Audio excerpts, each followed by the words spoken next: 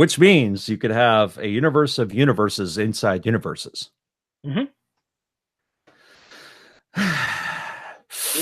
Boy, that's the kind of thing you need some ganja to talk about. Yeah, it's real good. Hello, everybody, and welcome to episode 525 of the Dead Robot Society. I'm Terry Mixon. Joining me, Paul E. Kool-Aid. Santa, Santa, Santa. That is the worst Christmas singing ever. Jingle bells, Batman smells, Robin laid an egg. Much better. Batmobile lost its wheel and Joker got away. Hey! Is that better? I wonder who invented that. But that's neither here nor there. No idea. No clue. How you been, man? It's Christmas Day. Why are you here on this podcast with me? That's a very good question. It's Christmas Day. Why are you on this podcast with me? I asked first. You asked first. It's just how sad and pathetic my life is. I'll ditto that. Oh, we're going to go see the in-laws in about an hour or so. So awesome sauce. Yeah, because I don't have any kids, there's no one to worry about throwing Christmas presents at and dealing with all that drama. So you could have the cats destroy a Christmas tree. I purposely don't have Christmas trees because I have cats. That would be awesome. Crash. No, thank you. When's the last time you had a Christmas tree? Oh God, when I was a kid. Yeah. See, no way. And we had cats then too. Yeah. Which it was always fun. Those little balls, they never made it. Yeah. The ornaments never survive a cat attack. They just do not. Just do not. So what have you been up to, man? Has it been productive? Are you enjoying this quiet holiday time to get some writing done? I have unfortunately not been writing much. You douchebag. I know. I've been recording and doing some other things, not nearly as much. I had a little bit of a depression spell come over me, but I'm seem to be getting out of it now. So hopefully after today, I'll be getting shit done. In fact, I'm planning on doing recording tonight as well, and hopefully get some writing done too. We'll see. Next month, we need to do lunch. Oh yeah, that's right. It'll be first quarter. It'll be time for DRS. Yeah, DRS, the state of the podcast. The state of the podcast highlighted summit. The highlighted summit. Good God. Boy, did that sound important or something. Oh, yeah. Let me make yourself sound more self-important, please. So other than that, not a whole lot going on. I did release a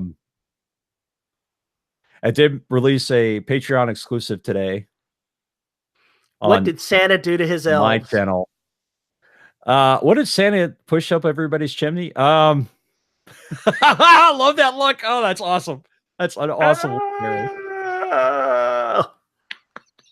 There, I made a noise so it captured the video. Yeah. Okay. So anyway. And that's how the angel got on top of the tree. Anyway. So I started the run of the Black Evolution, the Patreon exclusive podcast. Dun, dun, dun, dun, dun. So what'll happen is when Destruction finishes its run, Evolution will start on my public feed. But for my patrons, at $2 level and up, they get the podcast. They'll get Evolution. They'll get it starting now. Yay! So if you're not a patron of Paul E. Cooley, you should be. Oh, thank you. Says the guy that's not actually a patron of Paul E. Cooley. Of course not. Of course you're not. You don't like my writing. Come on. Anyway, the plan is for this week to get as far as I possibly can on Evolution. I want to get the script or the manuscript to Sever Press next week. And then we'll figure out what the timeline is for them to publish it. And then I can get back to work on all these other books I got to write. For the new year. For the new year. That's right. Let's see. Things I'm doing. The audiobook for The Empire of Owns Volume 2 is out. So books 4 through 6 and a novella, or actually a novelette, if you want to be technical, about a 16,000 word short story is in there called Assassin's Retreat. And it's available on Amazon and Audible, and it may even be on iTunes at this point. I'm not sure. But it was the Christmas Miracle and went live yesterday. Went live yesterday. Why was it a Christmas Miracle? Because I only submitted it like... Oh, you mean for ACX approval? submitted it the 8th, and it only took like 2.5 weeks to get live. I've only had one bad experience with ACX, one really bad experience about getting this stuff through, where it took them forever to check it. So usually it's because, hey, Paul, you fucked this up, you fucked that up, go fix it. Oh, God damn it. Luckily, I have a professional like Veronica Giguere to go ahead and take care of that. Yeah, please continue lording that over me, that I'm not a professional. Oh, you're a professional. You're just not like you're not Veronica. Sorry. No, I'm not Veronica. Veronica does this for a living. Technically, so do I, but I suck at it. She's awesome. You're Paul. Yeah, there we go. She's awesome. I'm Paul. What else am I doing? Raid on Terra is up to 23 chapters, almost 60,000 words. I'm aiming at 34 chapters and 85,000 words. I'm not sure how that's going to work. And on my Patreon feed, they're getting the chapters of the draft every day when I finish writing them. I uploaded what I wrote today right before we started recording this show. Awesome. And they seem to like it. So apparently it doesn't suck. Even more awesome. Mm-hmm. It's always good when people like what you're doing because, otherwise you spend going down that circle of self-loathing. Yes, I like to try to avoid the whole circle of self-loathing. Ignore the cycle. I got to say that I came into using Patreon because I wanted it to be something that drives me to write more. And it's working. I'm writing more. This makes me happy. And that's going to be a more productive year next year. Yay! We all want a more productive year next year. I was hoping to wrap up Raid on Terra this year, but it's going to be probably a week into next year before I'm wrapped up with it.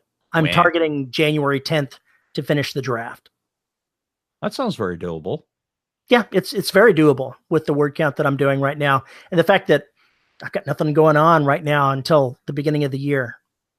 I've got nothing going on, period. Yeah, well, my wife has lots of doctor's appointments to go to, but she doesn't have any that are going to interfere with this. So I can manage to avoid having to have that particular problem. Well, okay then. It is. It's a challenge when you've got family that has to be driven somewhere. So family is family. You got to take care of family first. Very true. Very, very true. What I want to talk to you today about, Paul, is hooking, because I think that you would make a great hooker. Are you trying to tell me I need a pimp? I'm not sure you can handle a pimp. Yeah, sure. A pimp can handle me. You have no idea what I got going on. Whoa! That's right. I am dead sexy, and everybody knows it. Should have said was I'd like to talk about the starting of stories, how we can hook readers into what we're writing. You don't need a pimp for that kind of hooking. Why not? I think a storybook pimp would be great. A storybook pimp. See, that sounds like that sounds like the title of a short story right there. Seriously, a storybook pimp. Wow. Makes you wonder what exactly that entails. I mean, is that a pimp who reads to his employees, reads to them has a story hour every day or something? That actually could work. It could work. It could work. When you're rotating the girls in off the street, you read to them from the classics. That is just bizarre enough to work. Just bizarre enough to work. That's really terrifying. Anyway, we're not here to talk about that. You want to talk about hooks and stories. Yes, I do. So you want to talk about how you hook their mouths and then you pull them in, right? And don't let them dangle off the hook. Gotcha. All right. So let's get to it. Something that occurred on Facebook got me to thinking about hooks recently.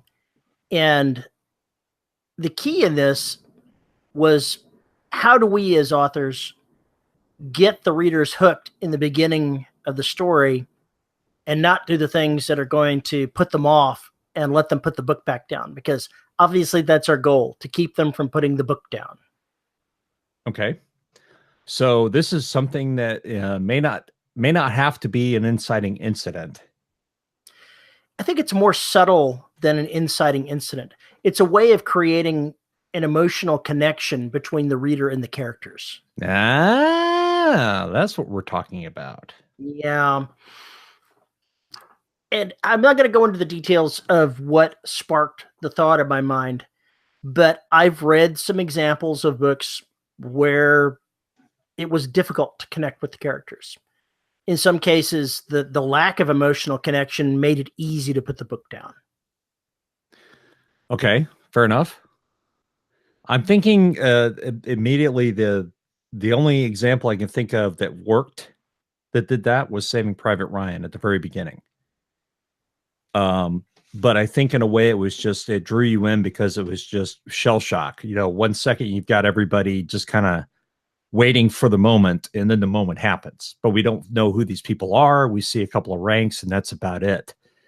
But once they get on the ground, so to speak, you've already got a connection with these folks. But the fact that Tom Hanks's character, tries to pick up the canteen and his hand is shaking, and he's sitting there trying to get control of his hand. That is an interest. That's something that caught me immediately. I wanted to know what was going on with this character because it looked, they're showing us a soldier with fear, and it's kind of like, all right, what's going to happen when they hit the ground running? And you don't, because of his age and everything else, we have no idea what his rank is or anything else. But then once he hits the ground, all the things about that character start coming into focus. I'm sorry, there's cat wrestling going on in my room. They say, we must fight. We must fight now. Yeah, pretty much. They're having their own D-Day right now in my study. Yeah, or Save sumo Private match. Meowen. Oh, that's bad. But see, if we didn't have those little moments, those little quirks of the character, I think it really hurts your ability to, give a shit. Are they going to be dead in 2 seconds? Of course not. It's Tom Hanks. And maybe that's why it held, is because you knew it was a character that wasn't going to croak. I think that has something to do with it. You already have a built-in familiarity with an A-list character. Even if you don't know what role they're playing, you already have an emotional connection to them. There's plenty of actors that I can say, I like their work. I'm sure that whatever they're going to do is going to be interesting. And I'm willing to give them a little bit more leeway than I would Joe Blow from Montana that's in his first movie. And yeah, who cares what happens to him? But it's also different in a visual medium. Yes, it is. It is. But I'm having difficulty coming up with an example for fiction. Well, one of the stories that I can get to is I was given a first draft by our oldest daughter's former husband, my used to be son-in-law. And it immediately kicked in with a space battle, with all of the stuff going on with that is fighters in space and all the chatter going back and forth between these pilots as they're doing their business. And there was just no connection at all. Who were they fighting? Why should I care? Were they even the good guys? Who the hell knew? I knew nothing about them, nothing about why they were doing what they were doing. And it was really hard to get into what was going on because there was no connection between the characters and myself. I didn't care. Enough. I didn't care at all. In The Mote in God's Eye, Larry Niven and Jerry Pournelle cut out I don't know what it was, at least a 15,000 word section of the book that they originally had as the beginning. And it was really wonderful battle scenes and everything else. Great description of starfight battles, starship battles, a whole 9 yards. And they cut it. And it showed up in one of these anthologies that those two guys put together as one of the stories in it. But they gave their justification for cutting it, which was it was really cool and everything else. And they were really happy with how it turned out, except that we didn't know anything about these characters. They were just in the middle of this shit and it was going on. And then it had no actual bearing on the rest of the book. So they cut it, completely cut it. And they showed up in this anthology. It made sense because I'd already read The Mote in God's Eye. If I hadn't read The Mote in God's Eye, I'd have been lost when I tried to read this section that was the original beginning of the book. So, and I don't know how much they cleaned up before they put it out there. It may even have been worse than it ended up in the novella as far as having connection with the characters. I don't know, but they cut it for that reason. I think that was part of it. One of the things that we as writers have to do is when we're going to craft our story, we have to make sure that we hook the reader beginning up front. And you get all kinds of advice like starting in the middle of something. And that's good advice. It's good not to just, be having a character walking down the lane, sniffing the flowers, waving at various people coming along the way, unless they turn into the store and, are putting their gun back in their pocket or something, something weird that's totally dissonant with what they were just doing. But it's much better to start a story with a woman running into a building and hitting on the elevator button and then going, oh God, oh God, oh God, and running up the stairs with her bag, trying not to drop everything in sight, so that you're like, then you'll care about what she's doing. Yeah. She's doing something there. And then she ends up opening the door just to reach in and grab her keys. Yeah, could be. You never know. You make it into this beginning like a horror movie, like she's being chased. Turns out she's late, needs to get her keys, and that breaks into the rest of the story, whatever the inciting incident is. Mm-hmm. And that's a little different than setting the hook. That's how you can start in the middle of something, but setting the hook would be getting into the character's head so that you're seeing the world through their emotions, their opinions. If you're wham bam, thank you ma'am so fast in the events, you don't have any input into the narrative of the character's opinions about them. They're not colored by the character that they're being filtered through. And that's where I think you're having a lack of a hook in some of these stories. Whatever's happening, you have to have enough frame of reference to recognize what's going on, what the stakes are, what the character's doing in a fairly short order. Even if you don't know what the overall stake is going to be. If they're running up the stairs, you can be describing how dirty the stairs are. You can describe the smell of the grease cooking on the second floor. You can do all the things to put the reader in the character's head and be putting the thoughts in there going, I got to get to my room. I can't be late again. I can't be late again. I'm going to get fired. I'm going to get fired. And that centers the reader in the character. Whereas if you're just in the middle of a space battle with no idea what the stakes are, that's not going to do you any good. Well, if for some reason the story demanded that you start there, how would you even break into that? Would you visit that particular character, not in the middle, but maybe before, where we see the hands shaking or anything else before they're going out of the tube or before they start the fight or whatever else? How would you... In a space battle, how would I do that if I intended to start with something like that? Yeah. A rousing pep talk. We've got to hold this system or the Nomies are going to take us over. They're going to kill every human on such and such planet. Tens of millions of people's lives are at stake. No pressure, boys. That's how I personally would do it. Okay. And of course, you've got the couple of goofballs in the back that are, talking bullshit to each other and doing the elbow thing at each other. And they're the characters. Whatever they are, whatever they're being told, they're going to be filtering it through themselves with their own opinions about what they're hearing. And how many of them can there possibly be? This is going to be a cakewalk. That kind of shit.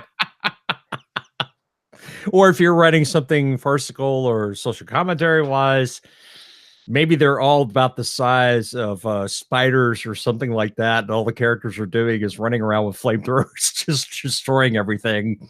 With one of their characters, looking at the exquisite buildings of lattice works of webs and just, just burning everything down. Hitting the comm button to the bridge. Captain, you got to set the self-destruct. Those little fucking spiders, they're every fucking where. Just clean them out. Just clean the spiders out. I'm not blowing up the damn ship because you can't clean the spiders out. Didn't that happen? Oh, yeah, that happened in Mote in God's Eye. Yeah. If you haven't read that book, you absolutely positively I must have read it. Have to. I must have read it 4 decades ago. Yeah, you probably did. I'm telling everybody out there, if you haven't read The Mote in God's Eye, go do it. If you like alien sci-fi, first contact stuff, it is a brilliant book. Brilliant book. But that's the key. You can have the connection even amidst a story like that, but you got to give it a little breathing room. You can't start the book pell-mell with no emotional connection, or the reader's going to put the book down. Enough of them are going to put it down to where it's worth your time not to do it. So instead of starting with an action beat like we've got right now, what are other ways you could do that? Well, look at disaster movies. Oh God, they're a great example of this. They don't start with the disaster. No, shit, no, because that's the inciting incident. They start with the people in their normal lives. They get the emotional connection with these people. They get all the funny things that they want to get out about them. And then things start going wrong. And that's a real lesson. If you want to start with action beats, look at how disaster movies do it. Look at how a war movie from World War II does it. How many of those have you watched over the years? Oh, when I was younger, too many of them. But In Harm's Way, I think, was probably my favorite. They never start with the fighting. No. They always start with the characters in their natural habitat, whatever that may be. If it's the Dirty Dozen, they're in prison somewhere, waiting to have whatever sentence carried on about them. The Great Escape starts out with Steve McQueen bouncing a baseball off the wall in his cell. Even the most action-y movies never start off, well, I say never, usually do not start off with the strong bang violence and no connection to the character. That's not how they do it. They can do it in a sequel or another book in the series, or another movie in the series. They can get away with that, and they do quite often. Let's look at Star Wars. It starts off with an action sequence. It does. It's an example of starting off with an action sequence. But even though you've got a ship racing and another big, my God, will that ship ever stop coming, shooting at it, going along, they very quickly get inside to the people doing the things of, I've got to do this.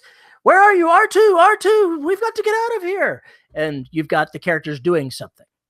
Right. They're not in that fight very long. That fight is actually pretty dang short. It is. It's like maybe 2 minutes. They're ejected pretty damn fast from that. And then things slow down. Yeah, a lot on purpose. In a big way. And that's also a visual medium. So having a big spaceship do that is a lot more effective than trying to carry that off in a book. Right. I don't want 5,000 words of ships moving around with no people. I do not want that. Never, ever. As a reader, I do not want that. Because there's no attachment to the objects themselves. You have attachments to people, not objects. That's exactly right. People read stories for the characters and the things that happen to them, not for the plot. Not for the plot. Not for the plot. Oh, come on. The plot's everything. Every famous author has told us that. Fuck those guys.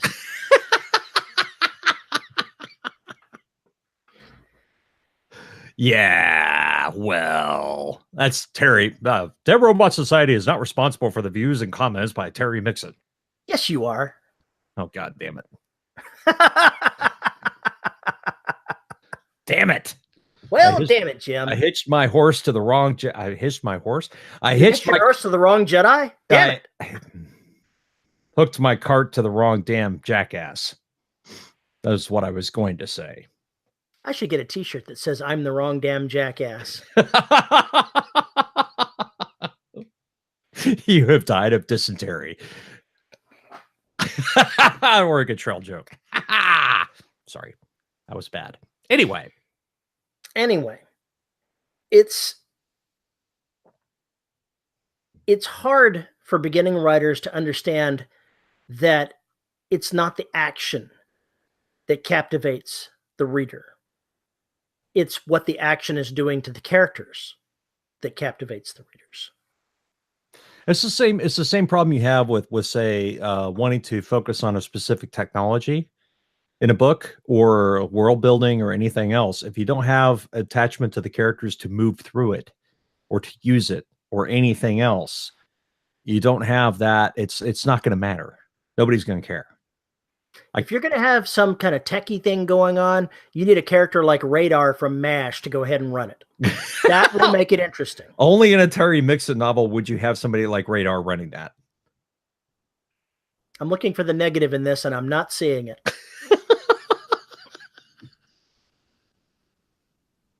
Oh God, this is so bad. Or somebody who looks like a mad scientist type with hair like all over the place, always disheveled, and is like one of the most intelligent people in the universe or the solar system, whatever else. I've not been known to do that. No, not you. No, you like the bumblers and fumblers. Actually, I did have one guy just like that. You still do in Empire of Bones. He's a little bit of a bumbler and a fumbler too. Exactly. He's but I've also wrote a short story with a guy actually who imprinted himself with a thing like Dr. Brown. So with the hair and the Great Scott. Oh no. You see, because if you can't steal it and make it into your own work, then you're not actually doing it right. I've had people say, your story reminds me of X. It's because I stole wholesale from that damn thing to throw in pointers and cues that make it seem just like it. That's why. You're so derivative. You're derivative even of yourself. I am. I need another t-shirt. I'm derivative. Because it's a calculus equation. I am a calculus equation. That could be true. But there's nothing wrong with being derivative.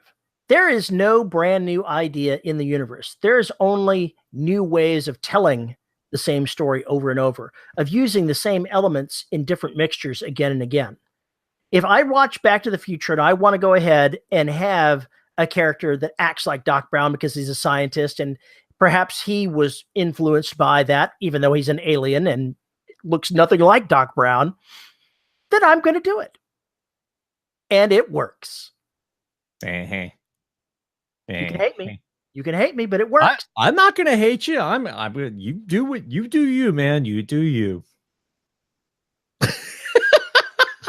I think we all do that. I have a certain personality trait base type for certain characters, and I carry that through. I mean, you'll see it. There's always going to be one of the main characters who's a sarcastic smartass. It's always going to happen.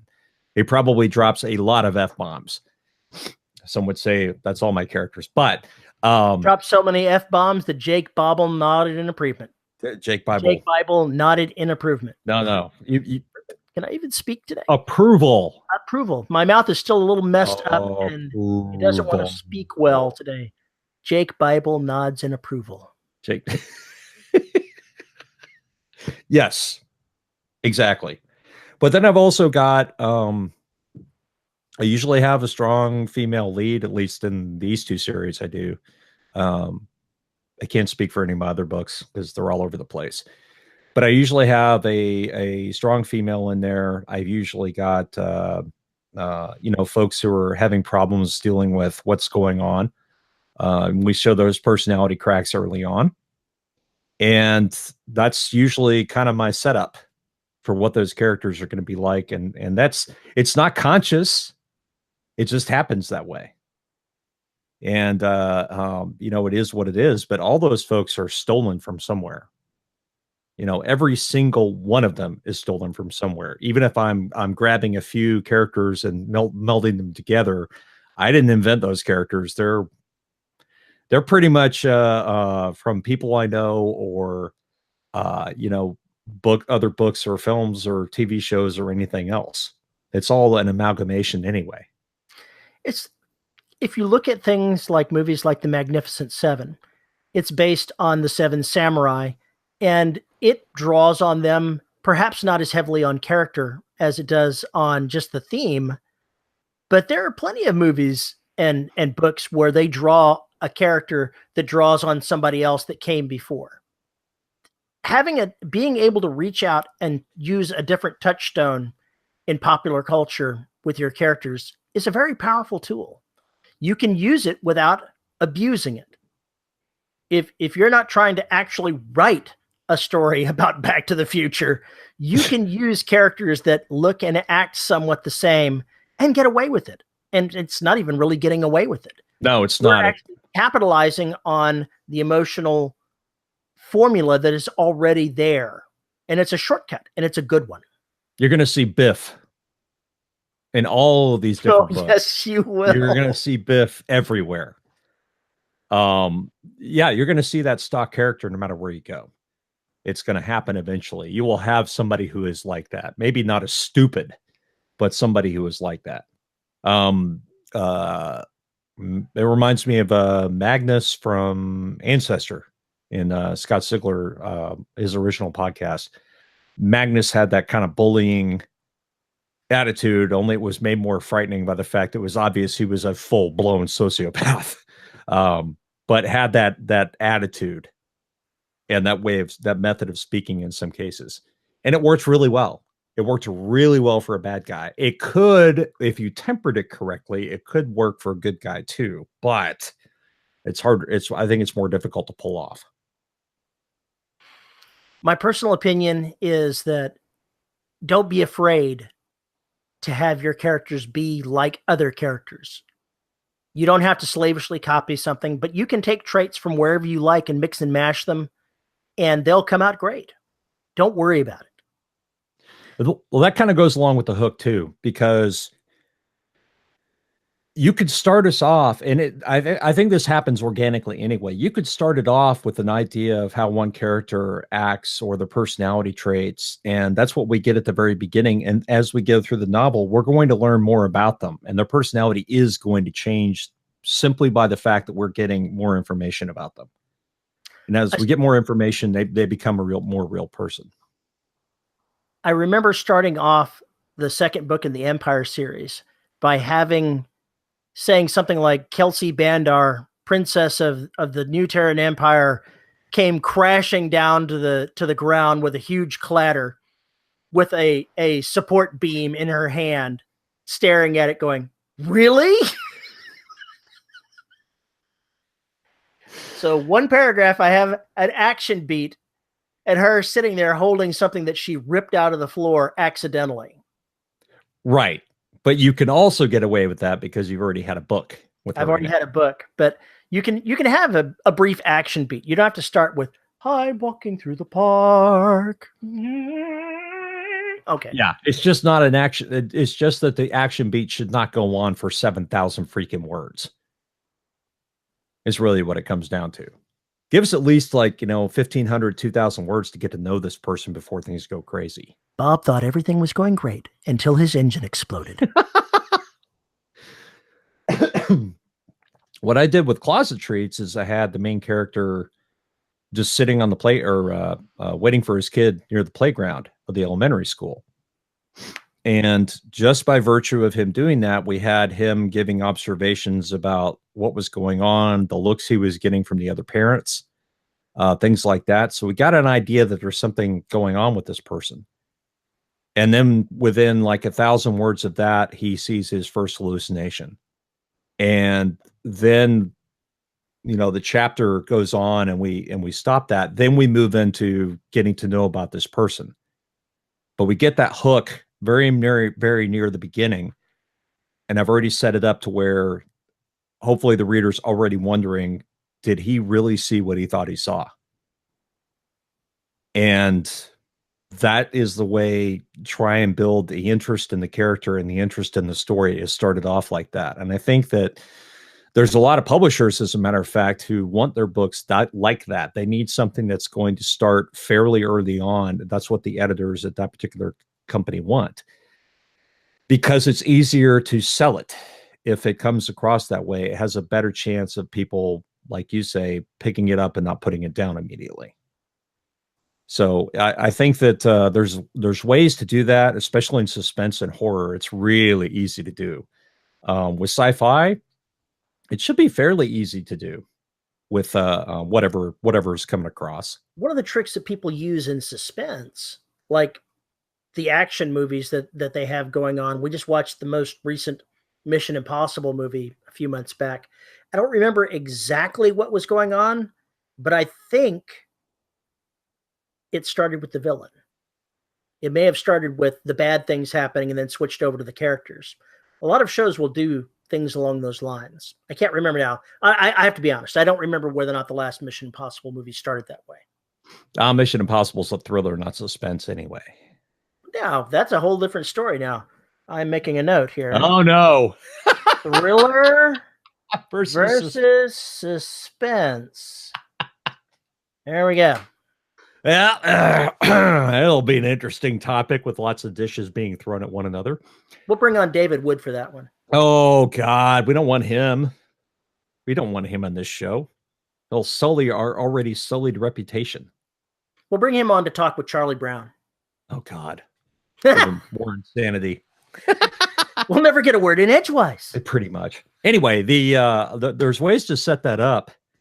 You could even have a person, if science fiction, depending what you got a person arguing with an AI. I'm immediately interested. Open the bay doors. Well, it could be something really silly. It could be testing the AI, throwing some logic problem at them and seeing how they respond to it. Expectations. Maybe the human who's trying to do this actually gets schooled by the AI. Things like that are really interesting to me because we get a playful, introduction to the world. I think one of the fun things about doing that would be, excuse me, asking the AI for a square root of something and getting a wrong answer. And then going, what does that mean? What does that even mean? How is that possible? I've been thinking a lot about my idea for the nursery, and was running through some of the strange things the AIs could come up with, especially if left alone, without any kind of guidance to the content they were consuming.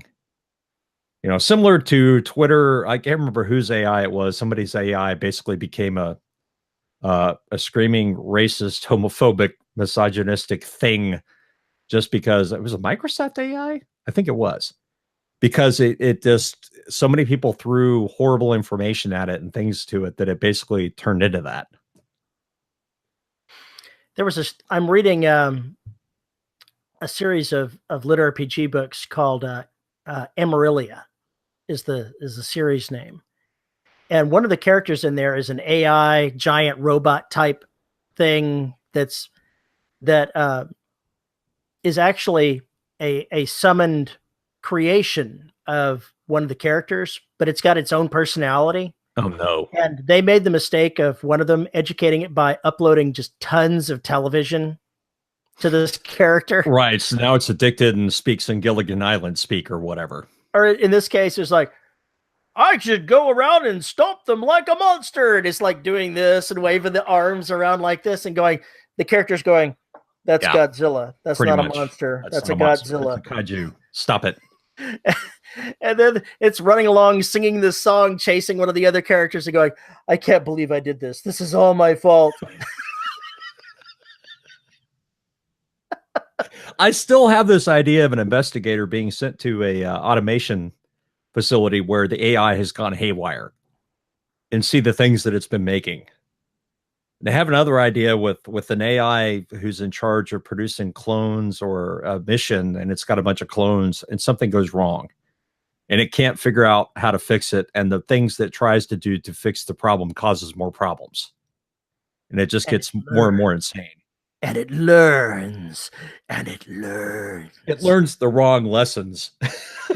I actually was sitting thinking about that very subject just a few days ago, of how a character or a computer left to its own desires with too loose of a programming can start down a path of doing things that are wrong and trying to overdo them to make up for it and making things more wrong until it becomes unrecognizable from what it was originally intended to do.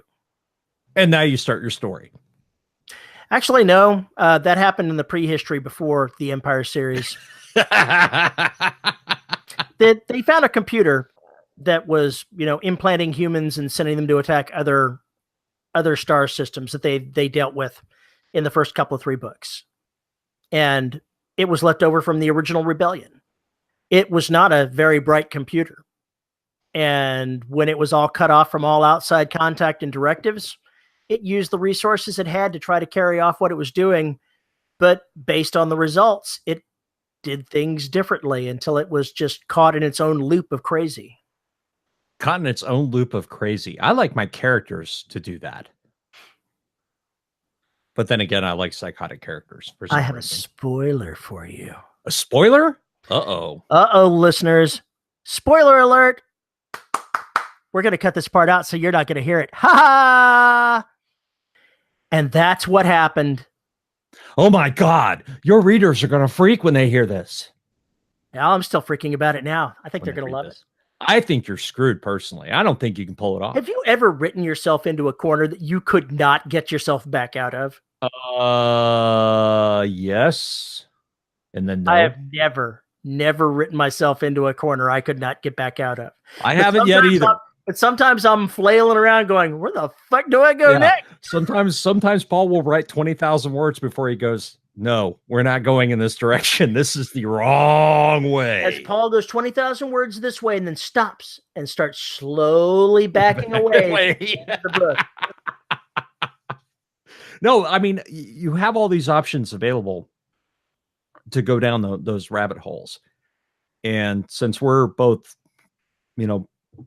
discovery writers, even when I outline, I'm still a discovery writer because we all know that outline's not going to match what I write anyway.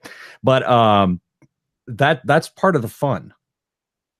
Is you may have some places where the puzzle pieces you can't get them to fit, and then there are other times where they just kind of the most wacky things will just take the shape you need. You shove them into the puzzle, and they fit just fine, and you move the hell on. Exactly. That's how it works for me. If I get feeling like I need to add something in, I'll just reach out and grab whatever feels convenient at the time and stick it into the story, and then have the characters try to figure out how they're going to work around whatever that is. Yes, because you hate yourself. It's fun. Let's make the most fun stories. Yeah, I do like that. Derelict and the Black have both been putting together puzzle pieces and trying to figure out where it needs to go for me to be happy about it, and how I can give me an excuse to go explore all this other stuff that could be going on in that universe. The fun part for me in this is once I introduce some crazy factor or facet of something else, how it so often just meshes in just fine with the 9 books of prehistory that I've already written in this story. I've never really plucked something out that just does not fit. Yeah, that's because you're writing this wacky space opera shit. Of course, after 9 books, I've got a pretty wide area for does this fit or not. Yeah, you've got some of the things you have managed to do in your universe disturb us all. So having 2 Princess Kelsey's bap fists and go, Wonder Twin powers activate is a bad thing? Yes, a very bad thing. You should be ashamed of yourself. Don't think it's not going to happen.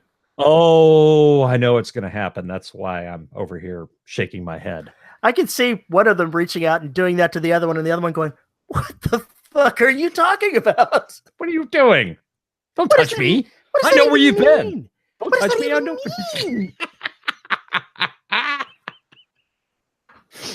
Yeah, I have those moments too. Those are fun. We got off topic on hooks. We did get off topic. So I believe the key in this, I had to drag my brain back to the topic area here. The key is remembering the reader and the character have to be connected. You've got to give enough rope between the two so that they actually can feel what that character is feeling and have a reason to cheer for them or a reason to hate them, whichever kind of story you're writing. Or reason for them to go, what the fuck is that? I'm not sure what's going on here. Exactly. That's a valid one too. Yeah. Yeah. I know, Mr. Bond, I expect you to die. Yeah, but that's 3/4 through the movie, so I know. That's not really helpful at this point. Not very helpful at all. Look at the books in your genre that you really love. Look how your favorite authors do these things. Learn from them. Look how they start a book, what they're doing, the kinds of things that are taking place that make you really bond with those characters. Emulate them. That's how you learn. You learn by doing. That's how all of us learn. Neil Stephenson's Snow Crash. I can't remember the character's name, but we get that he's behind on delivering something. And we get these details as he's, jerking the car around, doing all this crazy shit in traffic. And then we get the skateboarder who latches onto his car and all this other kind of crazy shit. And just because of the way he's talking and the way that the skateboarder is acting, we're suddenly in the story. We are just going, what in the hell is going on here? And then when it starts to come out that he's a pizza delivery driver and there's all this other things that go on, you're just sitting there going, what in the hell is this? Because the guy's got like this souped up car and everything else. The pizza delivery company, it's not allowed to be late. Every package has its own timer and everything else, and he had to take a delivery for somebody. And we get all that in like the first 12 to 1,500 words. But because of the way the thoughts run through his mind and through the skateboarder's mind, you're just in there.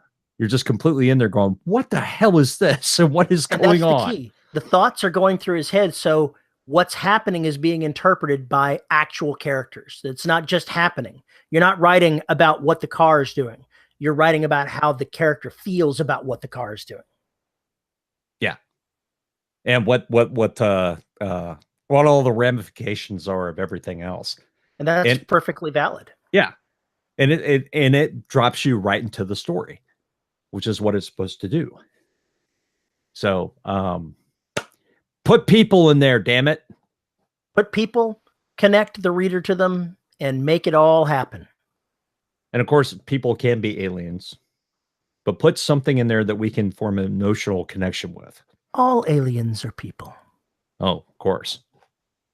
All people are aliens. Maybe that too. No, there's no maybe that. We're all aliens out of time, living in our own realities. And on that note, I think we should go ahead and draw this episode to a close. As Paul needs to start taking shrooms to make the rest of that argument. Yes, you do. I think that would be a great show to have. Paul on shrooms. Are we going to have another outro like last week? God only knows. Let's find out. If you'd like to tell us what you think about hooking the characters at the beginning of the story, send us a note at show@deadrobotsociety. You can reach Paul on Twitter at Paul_E_Cooley. You can find us on Facebook at the Listeners of the Dead Robot Society Facebook group. You can also find us on YouTube at youtube.com/DRS podcast. If you would like to become a patron, you can find us on patreon.com/DRS podcast, where for as little as $1 a month, you can get extra content and extra goodies that come along your way. And of course, we have to thank the good folks at podhoster.com who host all the audio for the various episodes. Who are our $10 patrons, Mr. Paul? We have Sue Bayman, JD Barker, Jack F. Erickson, Kelson, happy holidays to DRS. Aww. Isabel Cushy, Rick Shaw, Lisa Slack, Sandy Manpants, Cheryl Winters, Tracy Bodine, John Kilgallen, Devin Lee, Drew, Merry Christmas, enjoy your books, Bernardi, Chris Winder, Andre Conde Moraes, DJ Chamberlain, and J.R. Handley. Thanks very much for supporting us, folks. Yes, thank you. And with that, we are gone. We're out of here? Well, as much as we ever are. This episode is actually our Christmas episode. Shouldn't we have like elves or something then? Is that right? I think that's right. Yeah. Yeah, because they won't get this till next week, and the week after that will be past Christmas, right? No. Maybe not. I don't know. I need to look at a calendar or some shit. I have no idea what's going on. Ignore me! The holidays are coming up, so happy holidays, everyone. Merry Christmas, Happy New Year, Happy Hanukkah, whatever holiday is what is that one from Friends? That's not Friends, it's from Seinfeld, right? Seinfeld, yeah, Seinfeld. I don't remember. I'm sure everybody's going to tell us. If you have a poll and you have the airing of grievances, have fun with that too. On that note, goodbye, folks.